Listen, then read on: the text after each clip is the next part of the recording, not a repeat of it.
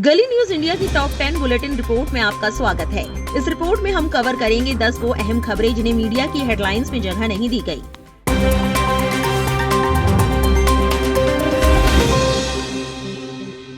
Report की पहली खबर में हम आपको बताएंगे कि जमीयत उलेमा हिंद के राष्ट्रीय अध्यक्ष मौलाना महमूद असद मदनी ने जिहाद, सुप्रीम कोर्ट और वंदे मातरम पर कुछ ऐसी बातें कही जिन पर लोग तरह तरह की बातें कर रहे हैं। मध्य प्रदेश की राजधानी भोपाल में जमीयत के एक कार्यक्रम के दौरान मदनी ने दो टुक कहा, जब जब जुल्म होगा तब तब जिहाद होगा। उन्होंने आरोप लगाया कि आतंकी घटनाओं से जिहाद का नाम जोड़कर इस शब्द को बदनाम किया गया। इस बीच उन्होंने माना कि ऐतिहासिक तौर पर गुरु तेग बहादुर के साथ नाइंसाफी हुई थी। शनिवार 29 नवंबर को मध्य प्रदेश की राजधानी भोपाल में जमीयत उलेमा हिंद की नेशनल गवर्निंग बॉडी की मीटिंग हुई। इस दौरान उन्होंने न्यायपालिका और सरकार पर अल्पसंख्यकों के अधिकारों का हनन करने का आरोप लगाया। उन्होंने जिहाद पर अपनी राय रखते हुए कहा। इस बीच उन्होंने न्यायपालिका पर सवाल उठाते हुए कहा कि अदालतें सरकार के दबाव में काम कर रही हैं। जमीयत उलेमा हिंद के अध्यक्ष मदनी ने 3 तलाक, बाबरी मस्जिद और पूजा स्थल अधिनियम का जिक्र किया। मदनी ने वंदे मातरम की डिबेट पर भी अपनी तीखी राय दी। उन्होंने साफ तौर पर कहा। मौलाना महमूद मदनी ने मुसलमानों की मौजूदा हालत पर भी बयान दिया। उन्होंने कहा, महमूद मदनी ने अपील की कि ऐतिहासिक घटनाओं का इस्तेमाल सांप्रदायिक तनाव पैदा करने के लिए न किया जाए।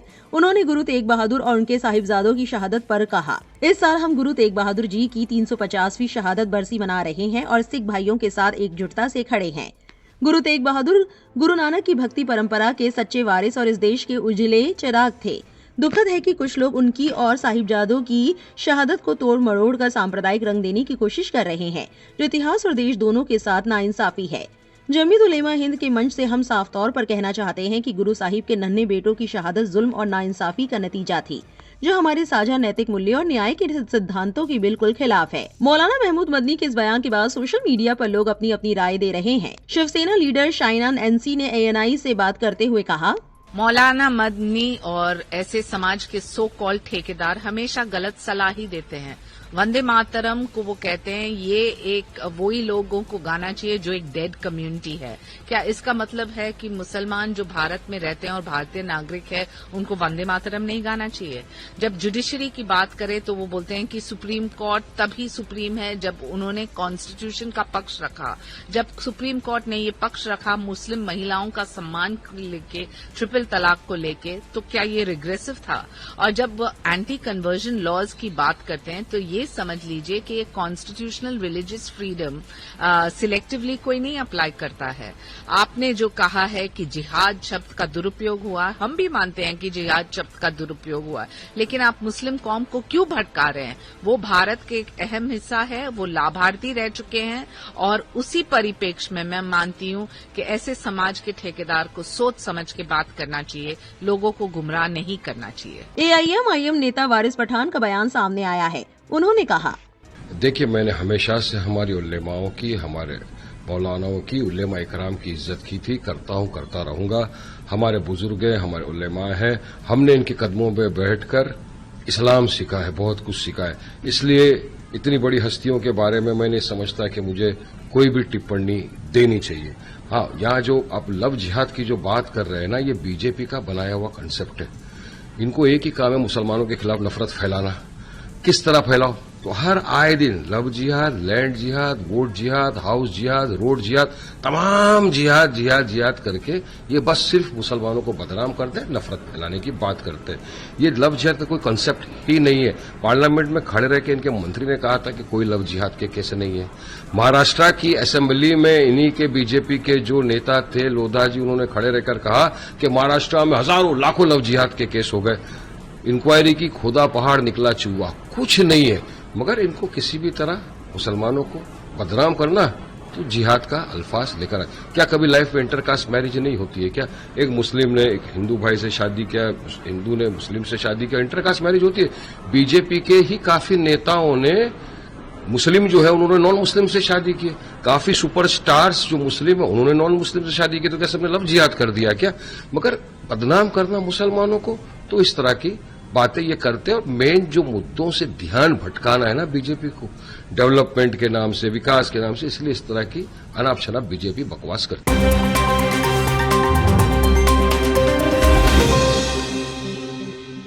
रिपोर्ट की दूसरी खबर में आपको बताएंगे कि महमूद मदनी के वायरल बयान पर कांग्रेस नेता शमा मोहम्मद ने एक ट्वीट कर मौलाना से सवाल किया। मैं मौलाना मदनी से पूछना चाहती हूँ, 3 तलाक पर सुप्रीम कोर्ट के फैसले में क्या गलत है? ये तो कुरान में भी मौजूद नहीं है। कृपया लोगों को गलत इस्लाम मत बताइए, ये हराम है। अब शमा मोहम्मद के इस ट्वीट पर लोग अपने अपने रिएक्शंस दे रहे हैं। जसवंत सिंह कुमार नाम के एक्स यूजर ने लिखा, डॉक्टर शमा मोहम्मद बिल्कुल सही कह रही हैं। 3 तलाक को महिलाओं के खिलाफ एक प्रथा के रूप में देखा जाता था। शम्स तबरेज कासमी नाम के एक्स यूजर ने लिखा, ट्रिपल तलाक पर सुप्रीम कोर्ट का फैसला पूरी तरह गलत है और इस्लामी शिक्षाओं के खिलाफ जाता है। ना तो आपको शरीयत का ज्ञान है और ना ही आपने फैसला ठीक से पढ़ा है, इसलिए आप आरएसएस की प्रोपोगेंडा वाली बातों को सही ठहरा रहे हैं। कुरान में तलाक के बारे में जो कहा गया है और फैसले में जो लिखा है, दोनों में साफ अंतर है। पहले पढ़िए फिर बोलिए। मुस्लिम आईटी सेल ने भी मुखालिफत करते हुए ट्वीट किया, डियर शमा मोहम्मद, मुसलमानों को गलत इस्लाम पर लेक्चर देने से पहले होमवर्क तो कर लीजिए। आपकी पूरी दलील पहले ही तथ्य जांच में गिर जाती है। मुद्दा ट्रिपल तलाक नहीं है, मुद्दा है राज्य का मुस्लिम पर्सनल लॉ को राजनीतिक दिखावे के लिए हथियार बनाना। कुरान तुरंत और भावनात्मक तलाक को खारिज करता है, हाँ, लेकिन सुप्रीम कोर्ट का फैसला सिर्फ धार्मिक सिद्धांतों पर नहीं था। वो एक सिविल मामले को अपराध बनाकर एक ही समुदाय को निशाना बनाने से जुड़ा था। मौलाना मदनी इसी बारे में कह रहे हैं। राजनीतिक दबाव में न्यायपालिका की हद से बाहर दखल अंदाजी। आप कुरान का हवाला सिर्फ तब देते हैं जब वो आपकी कहानी के अनुकूल हो। उसी अदालत की खामोशी पर आपका गुस्सा कहाँ होता है जब बात बुलडोजर, नफरत के अपराध या मकान देने से भेदभाव की हो। मुस्लिम नेतृत्व पर हमला करते हुए इस्लाम की रक्षा करने का दिखावा मत कीजिए। ये उदारवाद के नाम पर ढकी हुई पाखंडता है। अगर आपको सच में कुरानी न्याय की परवाह होती तो आप हर तरह के अन्याय के खिलाफ बोलते, न कि सिर्फ वही जहां बोलने से आप अपने आकाओं के सामने वोक दिखते हैं।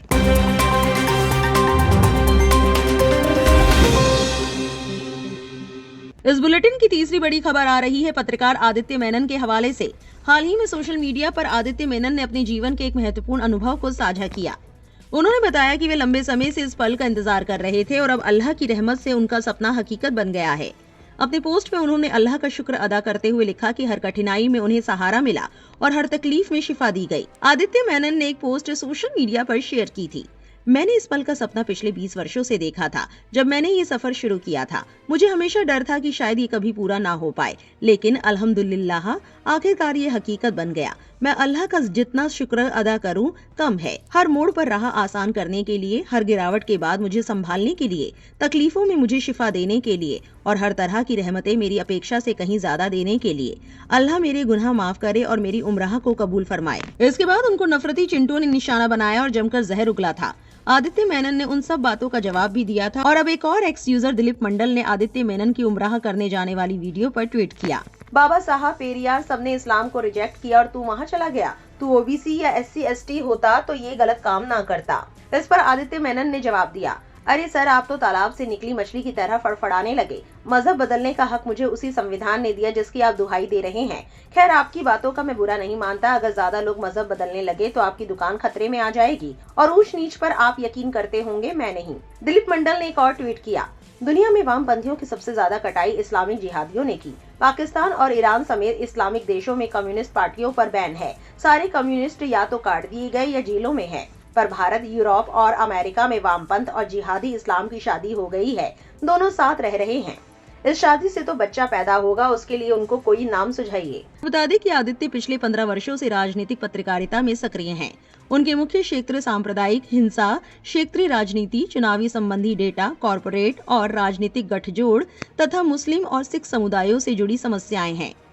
द क्विंट से जुड़ने से पहले उन्होंने इंडिया टुडे, राजस्थान पत्रिका और NDTV में काम किया है।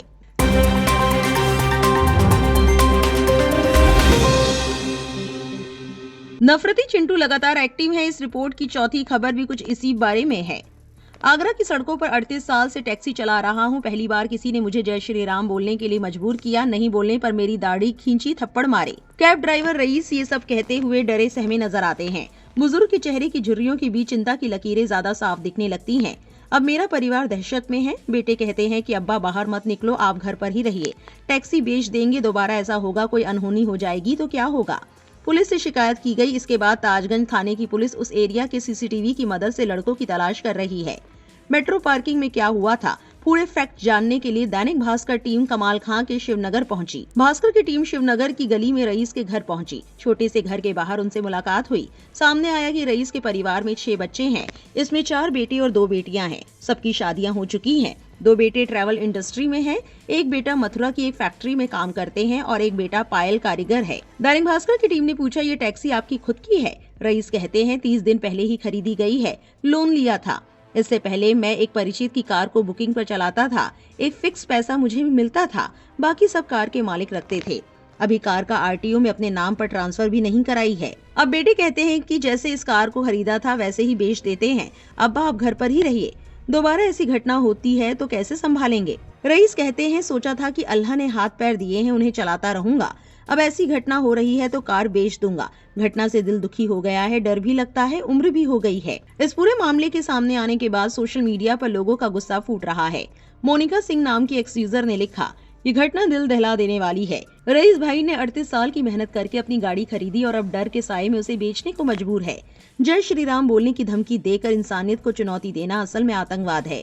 पुलिस को निष्पक्ष कार्रवाई करनी चाहिए। दारा फारूकी नाम के एक्स यूजर ने लिखा, ये कल्पना कीजिए कि ये आपके पिता हो। आपके पिता ने पूरी जिंदगी मेहनत करके अपने परिवार का पालन पोषण किया, लेकिन 2 लोगों ने उन्हें JSR बोलने के लिए धमकाया और अब डर की वजह से बुजुर्ग व्यक्ति नौकरी छोड़ रहे हैं। अगर ये आतंक नहीं तो फिर क्या है? आपको बता दें कि 24 नवंबर को rice Agra cantt railway station से ताजमहल मेट्रो पार्किंग पर पर्यटकों को लेकर आए थे। अपनी कार को बैक करके पार्किंग में लगा रहे थे, तभी 2 लड़के उनके पास आए। उनसे कहा कि जय श्री राम बोलो। पहले तो रईस ने उन लोगों की बात पर ध्यान नहीं दिया। इस पर वो बोले, बोलना एक बार जय श्री राम। मैंने कहा आज क्या मौका है जय श्री राम बोलने का? तब उन्होंने कहा नहीं बोलेगा, अब तो वक्त है जय श्री राम बोलने का। मैंने कहा जाओ अपना काम करो। इस पर वो बोले कि 3 दिन में बोलेगा जय श्री राम। रईस ने बताया कि मैं कार में बैठा था, दोनों युवक मेरे पास पहुंचे, मेरी दाढ़ी खींची, मुझे थप्पड़ मारे। पार्किंग में खड़े बाकी के ड्राइवर मेरे पास आए तो वो दोनों भाग गए। ये सब 10 मिनट में हो गया। ACP ताज सुरक्षा पीयूष कांत राय का कहना है, रईस की शिकायत मिल गई है, जिन लड़कों ने उनके ऊपर दबाव बनाया उनको ढूंढा जा रहा है। रईस ने आज परिजनों के साथ ताजगंज थाने आए थे। पुलिस की एक टीम ताज मेट्रो पार्किंग में गई थी, छानबीन की गई है, CCTV देखे जा रहे हैं।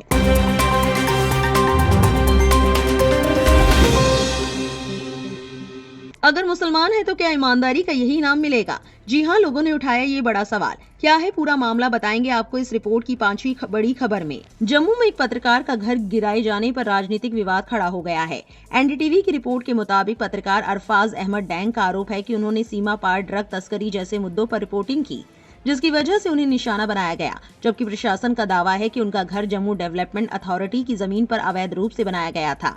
इस बीच इंसानियत की मिसाल तब देखने को मिली जब डैंग के हिंदू पड़ोसी ने अपनी जमीन का एक टुकड़ा उन्हें घर बनाने के लिए दे दिया। द टेलीग्राफ की रिपोर्ट के अनुसार डैंग एक डिजिटल चैनल न्यूज शहर इंडिया चलाते हैं। घटनास्थल के वीडियो में बड़ी संख्या में पुलिसकर्मी घर के आसपास तैनात दिखे, जो डैंग को लाइव वीडियो बनाने से रोक रहे थे। उन्होंने बताया कि तोड़फोड़ के दौरान उन्हें और उनके 2 भाइयों को घायल कर हिरासत में लिया गया। डैंग का आरोप है कि ये कार्रवाई बिना किसी नोटिस के की गई है। पत्रकार अरफाज अहमद डैंग का घर बड़ी संख्या में पुलिस बल की मौजूदगी में ध्वस्त कर दिया गया। अधिकारियों का कहना है कि यह अवैध घर जम्मू विकास प्राधिकरण की जमीन पर बना था, जबकि डैंग ने पत्रकारों को बताया कि ध्वस्त हो चुका ये घर 40 साल पहले बना था और इसके मालिक उनके पिता थे। द हिंदू से बातचीत में डैंग ने कहा, पहले मेरा घर भटिंडी में तोड़ा गया था, मैंने हिम्मत रखी और माता पिता के घर शिफ्ट हो गया। अब ये घर भी गिरा दिया। ये घर 40 साल से ज्यादा पुराना था, सिर्फ मेरा ही घर क्यों? क्या पूरे जम्मू शहर में मेरा ही घर अवैध था? आगे उन्होंने कहा, वे पत्रकारों और सामाजिक कार्यकर्ताओं को सबक सिखाना चाहते हैं, जो अपना काम ईमानदारी से करना चाहते हैं। अगर आप चापलूस हैं तो आप सुरक्षित हैं, लेकिन अगर आप सच दिखाएंगे तो आपके साथ भी यही होगा। इंडिया टुडे की रिपोर्ट के मुताबिक स्थानीय लोगों ने दावा किया कि डैंग पिछले 4 दशकों से इस क्षेत्र में रह रहे थे और उन्हें बिना किसी नोटिस के बेदखल कर दिया गया। इस पूरे मामले के बीच इंसानियत की एक खूबसूरत मिसाल देखने को मिली। हिंदू पड़ोसी कुलदीप कुमार ने पत्रकार डैंग को अपना घर दोबारा बनाने के लिए जमीन देने की पेशकश की। उन्होंने अपनी बेटी तानिया के साथ मिलकर जम्मू के ट्रांसपोर्ट नगर इलाके में 5 मरला का प्लॉट देने का फैसला किया। कुलदीप कुमार ने कहा, मैं अपनी बेटी के जरिए ये जमीन दे रहा हूं ताकि मेरा भाई फिर से अपना घर खड़ा कर सके। उन्होंने ये भी वादा किया कि निर्माण में भी हर संभव मदद करेंगे। उन्होंने भावुक होकर कहा कि वे अपने भाई को कभी अकेला नहीं छोड़ेंगे। जम्मू में हुई तोड़फोड़ ने राजनीतिक विवाद खड़ा कर दिया है। अलग अलग पार्टियों के नेता मौके पर पहुंचे, प्रभावित परिवारों से मिले और अधिकारियों पर निशाना बनाकर कार्रवाई करने का आरोप लगाया। जम्मू कश्मीर के मुख्यमंत्री उमर अब्दुल्ला ने कहा कि पत्रकार का घर गिराना निर्वाचित सरकार को बदनाम करने की एक साजिश है। उनका आरोप है कि उपराज्यपाल द्वारा लगाए गए अधिकारियों ने बिना सरकार की मंजूरी के ये कार्रवाई की। उन्होंने कहा कि कोई भी सरकारी जमीन पर कब्जे का समर्थन नहीं करता, लेकिन जेडीए अपनी मर्जी से किसी का घर नहीं तोड़ सकता। उमर अब्दुल्ला ने ये भी कहा कि एक खास समुदाय को निशाना बनाया जा रहा है और उन्होंने जम्मू में सभी अवैध कब्जों की सूची मांगी है। बीजेपी के पूर्व प्रदेश अध्यक्ष रविंदर रैना ने भी इस कार्रवाई को चुनिंदा बताया और लोगों को मदद का भरोसा दिया। उन्होंने कहा कि प्रधानमंत्री गरीबों को घर देने में विश्वास रखते हैं, तोड़ने में नहीं। रैना ने कहा कि इसका आदेश उपराज्यपाल ने नहीं दिया, तो सवाल है कि कार्रवाई किसके कहने पर हुई। जम्मू कश्मीर कांग्रेस के कार्यकारी अध्यक्ष रमन भल्ला भी मौके पर पहुंचे और जेडीए की कार्रवाई की निंदा की।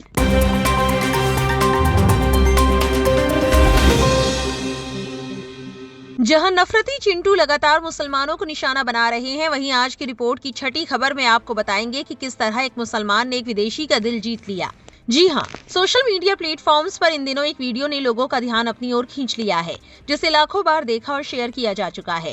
ये वीडियो भारत की सड़कों पर रोजमर्रा की जिंदगी को दिखाते हुए एक ऐसी घटना को कैद करता है जिसने लोगों के दिलों में ईमानदारी की नई मिसाल पेश कर दी है। वीडियो में एक विदेशी सैलानी एक मुस्लिम रिक्शा चालक से उसका किराया पूछता है।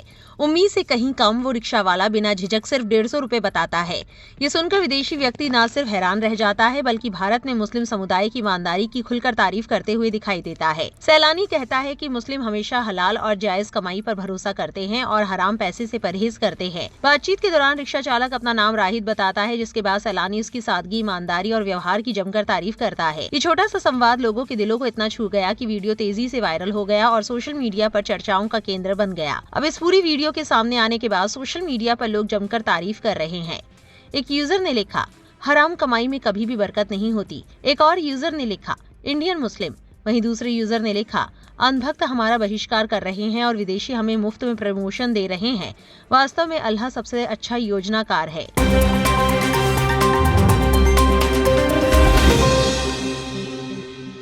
आइए अब रुक करते हैं इस रिपोर्ट की 7वीं खबर पर, जो आ रही है SIR के हवाले से। न्यूज 24 ने एक जरूरी जानकारी साझा की है, जिसका जानना आपके लिए भी बेहद जरूरी है। चुनाव आयोग ने रविवार को 9 राज्यों और 3 केंद्र शासित प्रदेशों के लिए SIR फॉर्म भरने की आखिरी तारीख 4 दिसंबर से आगे बढ़ाकर 11 दिसंबर कर दी है। SIR फॉर्म का सीधा संबंध आपकी नागरिकता और मताधिकार से है।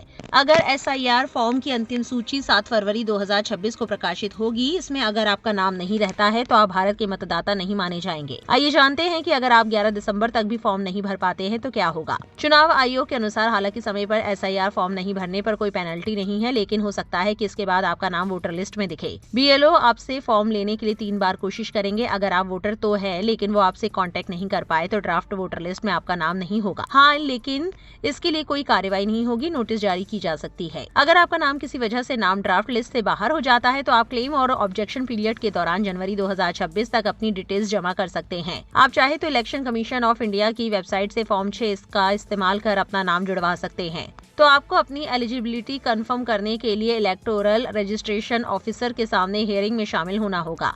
अगर आप इसमें शामिल नहीं होते हैं तो आपकी क्वालिफिकेशन साबित नहीं होगी। इसके बाद आपका नाम फाइनल लिस्ट से हटा दिया जाएगा।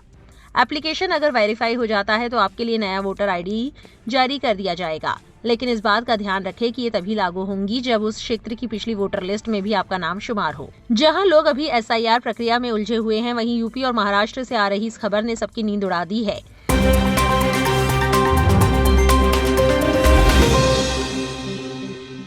जी हाँ, इस बुलेटिन की 8वीं खबर कुछ ऐसी ही है। उत्तर प्रदेश में आधार कार्ड अब जन्म तिथि प्रमाण पत्र के रूप में नहीं माना जाएगा। राज्य के नियोजन विभाग ने एक आदेश जारी कर कहा है कि आधार कार्ड अब जन्म तिथि प्रमाण पत्र के तौर पर मान्य नहीं होगा। इसमें कहा गया है कि आधार कार्ड में दर्ज जन्म तिथि किसी भी प्रमाणित दस्तावेज के द्वारा सत्यापित नहीं होती है। कई मामलों में ये स्वघोषित होती है, इसलिए इसे आधिकारिक जन्म तिथि प्रमाण पत्र के तौर पर स्वीकार नहीं किया जा सकता। नियोजन विभाग के विशेष सचिव ने एक पत्र जारी कर कहा कि नियुक्तियों, सरकारी सेवाओं, आवेदन प्रक्रिया और सत्यापन के काम में आधार कार्ड को जन्म तिथि के प्रमाण के तौर पर इस्तेमाल नहीं किया जाए। उत्तर प्रदेश सरकार का ये फैसला भारतीय विशिष्ट पहचान प्राधिकरण के क्षेत्रीय कार्यालय द्वारा भेजे गए पत्र के आधार पर लिया गया है। UIDAI के मुताबिक आधार में दर्ज जन्म तिथि को प्रमाणिक नहीं माना जा सकता, क्योंकि आधार बनाने की प्रक्रिया में जन्म का प्रमाण पत्र, स्कूल रिकॉर्ड या अस्पताल से जारी किसी दस्तावेज को दिखाना अनिवार्य नहीं है। नियोजन विभाग ने राज्य सरकार के सभी विभागों को तत्काल प्रभाव से आधार कार्ड को DOB प्रमाण पत्र के तौर पर स्वीकार करना बंद करने को कहा है। साथ ही उन्हें अपने अंतर्गत आने वाले कार्यालयों को भी दिशा निर्देश जारी करे। महाराष्ट्र सरकार ने भी आधार को लेकर एक आदेश जारी किया है। इसमें कहा गया है कि देरी से बर्थ सर्टिफिकेट बनवाने के लिए बतौर डॉक्यूमेंट आधार की मान्यता नहीं होगी। सरकार ने अगस्त 2023 के बाद सिर्फ आधार कार्ड का इस्तेमाल कर जारी किए गए सभी संदिग्ध सर्टिफिकेट कैंसिल करने का आदेश दिया है। यही नहीं, सर्टिफिकेट जारी करने वाला अधिकारियों के खिलाफ कार्रवाई के निर्देश भी दिए गए हैं। सरकार ने ये फैसला गैर कानूनी कामों में इस्तेमाल हो रहे फेक बर्थ सर्टिफिकेट और डेथ सर्टिफिकेट को रोकने के लिए लिया है। महाराष्ट्र के राजस्व मंत्री चंद्रशेखर बावनकुले ने ये आदेश जारी किया है। उनके विभाग ने सभी तहसीलदारों, sub divisional officers, district commissioners और डिविजनल कमिश्नर्स को 16 पॉइंट वेरिफिकेशन गाइडलाइन जारी की है। भारतीय विशिष्ट पहचान प्राधिकरण ने 28 अक्टूबर को बताया था कि 12 अंकों वाला आधार नंबर सिर्फ पहचान का सबूत है, नागरिकता का नहीं। इसके अलावा UIDAI ने ये भी कहा कि आधार कार्ड डेथ ऑफ बर्थ का भी प्रूफ नहीं है। अब इस पूरे मामले को लेकर सोशल मीडिया गर्मा गया है। ANI ने जानकारी शेयर करते हुए ट्वीट किया, आधार कार्ड को अब राज्य में विलंबित जन्म प्रमाण पत्र बनाने के लिए एक दस्तावेज के रूप में स्वीकार नहीं किया जाएगा और अगस्त 2023 में अधिनियम में संशोधन के बाद केवल आधार कार्ड के आधार पर बनाए गए सभी जन्म प्रमाण पत्र रद्द कर दिए जाएंगे। सरकार ने ये निर्णय फर्जी जन्म और मृत्यु प्रमाण पत्रों के उपयोग को रोकने के लिए लिया है, जिन्हें अवैध गतिविधियों में इस्तेमाल किया जा रहा था। राजस्व मंत्री चंद्रशेखर बावनकुले ने आधार कार्ड के आधार पर जारी सभी संदिग्ध प्रमाण पत्रों को रद्द करने का आदेश दिया है। इसके साथ ही अब तक ऐसे प्रमाण पत्र जारी करने वाले अधिकारियों के खिलाफ कार्रवाई करने के निर्देश भी दिए गए हैं। राजस्व विभाग ने सभी तहसीलदारों, उप विभागीय अधिकारियों, जिला अधिकारियों और संभागीय आयुक्तों को 16 बिंदु सत्यापन दिशा निर्देश जारी किए हैं। एक एक्स यूजर उमा शंकर सिंह ने इस आदेश के आने के बाद लिखा, खबरदार, जन्म प्रमाण पत्र नहीं रहा आधार। असुद्दीन ओवैसी ने भी इस पूरे मामले पर द हिंदू के एक वीडियो शेयर करते हुए एक्स पर लिखा, क्या कोई एक भी ऐसा कागज है जो साबित कर सके कि आप भारतीय हैं? नहीं। तो जब सरकार व चुनाव आयोग आपकी नागरिकता को कुछ अलग अलग कागजों की लिस्ट तक सीमित कर देता है तो क्या होता है? हर भारतीय एक अफसर के भरोसे रह जाता है। वहीं आधार को लेकर डाक विभाग ने भी हाल में एक आदेश जारी किया है। इसमें बताया गया है कि आधार नंबर का इस्तेमाल धारक की पहचान साबित करने के लिए किया जा सकता है, लेकिन ये नागरिकता, निवास या फिर जन्म तिथि का पक्का सबूत नहीं है।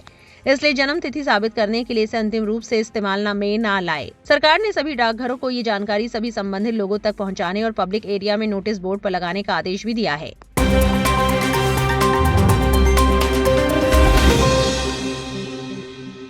आइए बढ़ते हैं इस रिपोर्ट की नवी खबर की तरफ। कॉमेडियन कुणाल कामरा एक बार फिर से विवादों में घिर गए हैं। विवाद की वजह बनी है उनकी एक सोशल मीडिया पोस्ट। इसमें वो ऐसी टी शर्ट पहने दिख रहे हैं जिसमें कथित तौर पर राष्ट्रीय स्वयंसेवक संघ का मजाक उड़ाने की कोशिश की गई है। इस पोस्ट पर बीजेपी की ओर से कड़ी प्रतिक्रिया आई है। पार्टी ने पुलिसिया कार्रवाई की चेतावनी दी है। कुणाल कामरा ने सोशल मीडिया प्लेटफॉर्म एक्स पर एक तस्वीर पोस्ट की जिसका कैप्शन था, किसी कॉमेडी क्लब में नहीं खींची गई है। हालांकि पोस्ट में उनकी टी शर्ट पर लिखे टेक्स्ट में आर पूरी तरह से दिखाई नहीं दे रहा है। उसके ऊपर ही एक जानवर की तस्वीर बनी है, बाकी 2 लेटर SS साफ दिख रहा है। कुणाल कामरा के इस पोस्ट को लेकर बीजेपी की ओर से तीखी प्रतिक्रिया आई है। बीजेपी के वरिष्ठ नेता चंद्रशेखर बावनकुले ने कहा कि पुलिस ऑनलाइन आपत्तिजनक सामग्री पोस्ट करने वालों के खिलाफ कार्रवाई करेगी। महाराष्ट्र की महायुति सरकार में सहयोगी शिवसेना के नेता और मंत्री संजय शिरसाट ने भी इस मामले पर प्रतिक्रिया दी है। उन्होंने कहा कि सत्तारूढ़ महायुति को कॉमेडियन कुणाल कामरा के विवादास्पद पोस्ट पर कड़ा एक्शन लेने की जरूरत है। शिरसाट ने कहा, कामरा ने पहले प्रधानमंत्री नरेंद्र मोदी और एकनाथ शिंदे पर निशाना साधा और अब सीधे RSS पर हमला करने की हिम्मत की है। बीजेपी को इसका जवाब देने की जरूरत, हमने इसका जवाब दिया। इससे पहले बीते मार्च में कुणाल कामरा अपने शो नया भारत में शिवसेना प्रमुख एकनाथ शिंदे पर तंज करने को लेकर विवादों में घिर गए थे। उन्होंने शिंदे के राजनीतिक करियर का मजाक उड़ाने के लिए एक लोकप्रिय हिंदी फिल्म के गाने के बोल बदल दिए थे। शिंदे गुट के शिव सैनिकों ने इस पर हिंसक प्रतिक्रिया दी थी। जिस हैबिटेट कॉमेडी क्लब में ये वीडियो शूट हुआ था वहां उन्होंने तोड़फोड़ की। इस मामले में कुछ लोग कुणाल कामरा के पक्ष में खड़े हुए, वहीं कई लोगों ने उनके वीडियो को आपत्तिजनक कहा और शिव सैनिकों की हिंसा को क्रिया की प्रतिक्रिया करार दिया। वहीं इस पूरे मामले पर ध्रुव राठी ने एक्स पर लिखा, RSS के समर्थक क्यों सोचते हैं कि इस टी शर्ट पर RSS लिखा है? ध्यान से देखिए, इस पर PSS लिखा है। ऑल्ट न्यूज के सह संस्थापक और फैक्ट चेकर मोहम्मद जुबैर ने एक्स पर इंडिया टुडे की पोस्ट को शेयर करते हुए लिखा, हालांकि ये ध्यान देने वाली बात है कि तस्वीर में पूरा R दिखाई नहीं दे रहा है और कुणाल कामरा की टी शर्ट पर लिखे अक्षर उतने ही आसानी से PSS भी पढ़े जा सकते हैं। कॉमेडियन कुणाल कामरा ने इस विवाद के बीच एक और पोस्ट सोशल मीडिया पर शेयर किया है। इस बार उन्होंने अपनी एक तस्वीर डाली है जिसमें वो एक टी शर्ट पहने नजर आ रहे हैं। टी शर्ट पर एक किताब की आकृति बनी है और उस पर साफ लिखा है the constitution of India. Post के साथ कामरा ने लिखा कि ये देश गुस्से से नहीं चलता, इसका संचालन संविधान करता है।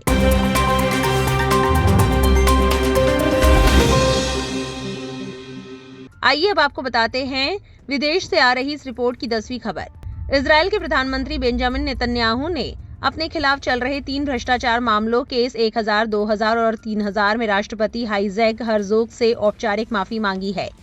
राष्ट्रपति कार्यालय ने इसे असाधारण गुजारिश बताया है और कहा है कि फैसला कानूनी सलाह के बाद ही होगा। नेतन्याहू पर आरोप है कि वे केस 1000 अमीर दोस्तों से महंगे तोहफे लेकर बदले में फायदे देते रहे। केस 2000 एक प्रमुख अखबार से अनुकूल कवरेज के बदले राजनीतिक सौदे की कोशिश की। केस 3000 टेलीकॉम कंपनी को फायदा पहुंचाने के लिए नियामकीय फैसलों को प्रभावित किया। निहारिका चौधरी नाम की एक्स यूजर ने तंज कसते हुए ट्वीट किया, मैंने करोड़ों डॉलर का घोटाला किया है, मुझे माफ कर दो। मैंने लाखों लोगों का, बच्चों का, स्त्रियों का नरसंहार किया है, मुझे माफ कर दो। विपक्ष का कहना है कि वे निजी लाभ को राष्ट्रीय संकट बताकर माफी लेना चाहते हैं और माफी तभी दी जानी चाहिए जब वे दोष मानकर राजनीति छोड़े। समाज में भी डर है कि पद पर रहते माफी मिलना लोकतंत्र और न्यायिक स्वतंत्रता के लिए बुरा उदाहरण होगा। कुछ वर्ष पहले न्यायिक सुधारों के खिलाफ लाखों लोग सड़कों पर उतरे थे क्योंकि उन सुधारों से संसद को सुप्रीम कोर्ट के आदेश पलटने की शक्ति मिल जाती। प्रदर्शनकारियों ने इसे लोकतंत्र पर हमला बताया था, पर बाद में हमास के हमले और युद्ध की वजह से देश का राजनीतिक माहौल बदल गया।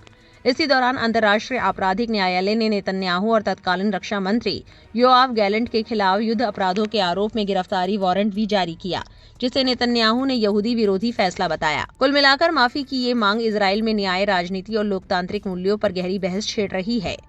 इन तमाम खबरों को लेकर आपकी क्या राय है, कमेंट सेक्शन में जरूर लिखें और ऐसी और वायरल अपडेट्स के लिए गली न्यूज से जुड़े रहे।